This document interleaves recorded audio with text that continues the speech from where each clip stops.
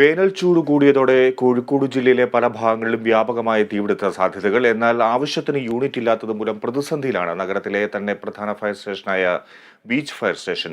ഒരു യൂണിറ്റ് മാത്രമുള്ള സ്റ്റേഷനായ beach fire സ്റ്റേഷനെ corporation ചുരുക്കിയതാണ് ഇപ്പോഴത്തെ പ്രതിസന്ധിക്ക് കാരണം.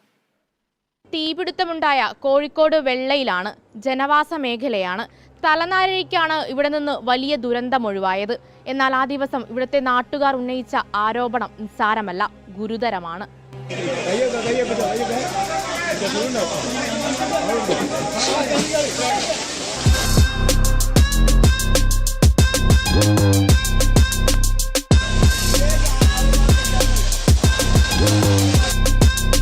തീപിടുത്തമുണ്ടായത് രാവിലെ 10:50. പുക ഉയർന്ന് മിനിറ്റുകൾക്കകം തന്നെ ബീച്ച് ഫയർ സ്റ്റേഷനിൽ വിവരമറിയിച്ചെങ്കിലും യൂണിറ്റ് പരിസരത്ത് പോലും എത്തിയില്ല.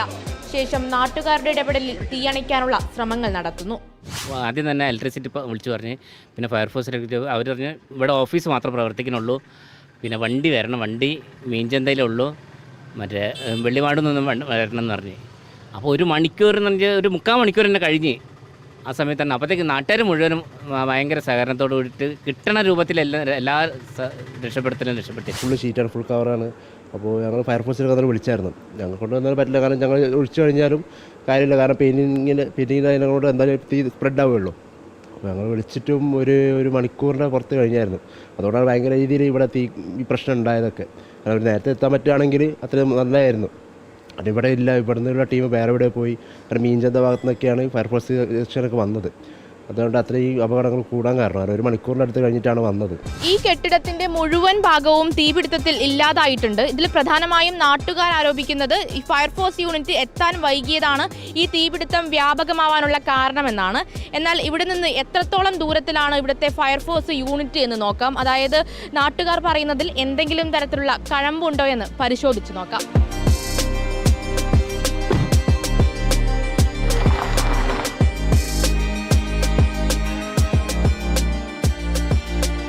ഞാനിപ്പോൾ നിൽക്കുന്നത് സംഭവ സ്ഥലത്ത് നിന്ന് വെറും 1 കിലോമീറ്റർ മാത്രം ദൂരമുള്ള ബീച്ച് ഫയർ സ്റ്റേഷന് മുന്നിലാണ്.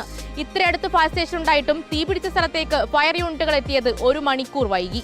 യൂണിറ്റുകളുടെ ക്ഷാമം മൂലം നഗരത്തിൽ നിന്ന് വരുന്ന ഫോൺ കോളുകൾക്ക് മുന്നിൽ നെട്ടോട്ടം ഓടുകയാണെന്ന് വിഷയത്തിൽ ഉദ്യോഗസ്ഥരുടെ വിശദീകരണം. ആദ്യത്തെ ഒരു കോൾ അറ്റൻഡ് ചെയ്യാൻ പാവങ്ങാട് പോയിരിക്കുകയായിരുന്നു. ബീച്ചിലുള്ള ഒരു യൂണിറ്റ്, അവിടെ സ്വാഭാവികമായിട്ട് ഫയർ ഉണ്ടാകുമ്പോൾ അവിടേക്കാണല്ലോ നമ്മൾ ആദ്യം പ്രാധാന്യം കൊടുക്കുക. ശേഷം തൊട്ടടുത്തുള്ള ഇവിടെ കോൾ കിട്ടിയെന്ന് പറഞ്ഞപ്പോൾ തന്നെ തൊട്ടടുത്തുള്ള ഫയർ സ്റ്റേഷനായ വെള്ളിമാടുന്ന് മീൻചന്തി നമ്മൾ കോൾ അറിയിച്ചിട്ടുണ്ട്. അവിടുന്ന് സ്വാഭാവികമായിട്ടും വണ്ടി എത്താനുള്ള ഒരു സമയം എടുത്തിട്ടുണ്ടാവും. അതല്ലാതെ യാതൊരു വില ഡിലേയും ഫയർഫോഴ്സിൻ്റെ ഭാഗത്തുനിന്ന് ഉണ്ടായിട്ടില്ല. നമുക്ക് 8ഓളം വാഹനങ്ങളുള്ള ഒരു സ്റ്റേഷനായിരുന്നു. ഫുൾ സ്ട്രെങ്ത് 55ഓളം ജീവനക്കാരുള്ള ഒരു സ്റ്റേഷനായിരുന്നു നിലവിൽ. ഇപ്പം നമുക്ക് അതിൻ്റെ കാലപ്പഴക്കം മൂലം 46 വർഷം പഴക്കമുള്ള ഫയർ സ്റ്റേഷനാണ്. അപ്പോൾ ആ ഫയർ സ്റ്റേഷൻ്റെ കാലപ്പഴക്കം മൂലം ആളുകളെയും വാഹനങ്ങളെല്ലാം റീഡിപ്ലോയ് ചെയ്തു, മറ്റു പല സ്റ്റേഷനുകളായിട്ട് റീഡിപ്ലോയ് ചെയ്തു.